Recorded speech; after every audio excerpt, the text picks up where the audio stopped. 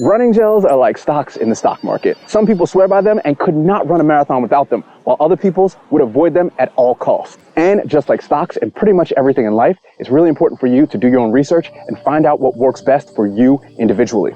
A few things you'll learn coming up: Mike's history with gel formulation, how much you should actually take, and my own personal rules on how I take gels. Listen on to learn about that and more on this episode of Trees and D-Lake.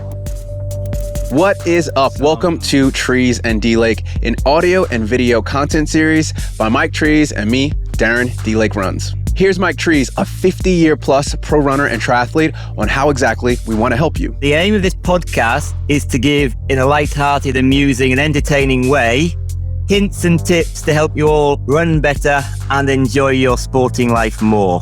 So let's see how we can go with that. What about me? Well, I've been running and doing this endurance sport thing for like 26 years now.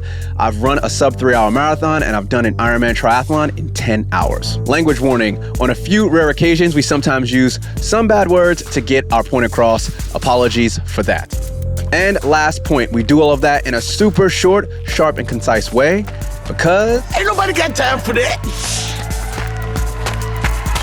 How do we feel about running gels, and should we be fueling before runs? For me, a running gel has to be what we call a glucose polymer or a maltodextrin. It's a long chain, 15 chain carbohydrate. And so it takes a little bit longer than sugar to get absorbed into the bloodstream, but not much. It's still pretty quick. And there's less of an insulin response when you take it. And most of the reputable gels are glucose polymers. Now, how much do you take? Well, generally, you can take about 60 grams of carbohydrate an hour.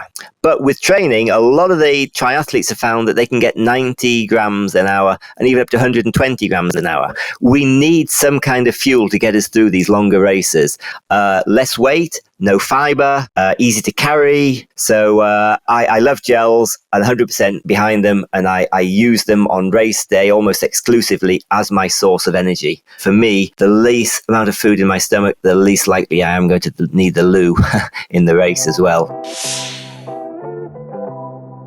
How do we feel about running gels, and should we be fueling before runs? I take them. I understand how valuable they are. And, I will take anything for performance games in a race. I hate super sugary processed foods personally. But again, I've read the science. I've experimented on myself. They do work really well. I only use gels pre-run for races. That's what I think. Eat whole foods as much as possible, as much as your stomach can take. Again, this is not prescriptive. This is my own advice, how I work. Should everyone nutrition say, yeah, you've got to eat before running and you can't go out in a starvation mode. Everyone's big into that. I always get nailed on that, but I find that what works for me is I get my carbs in the night before. I'm fully loaded with carbs and I don't need anything to run. I'll take some gels, and if I feel I'm getting low, I'll keep topping up with the gels when I'm out there.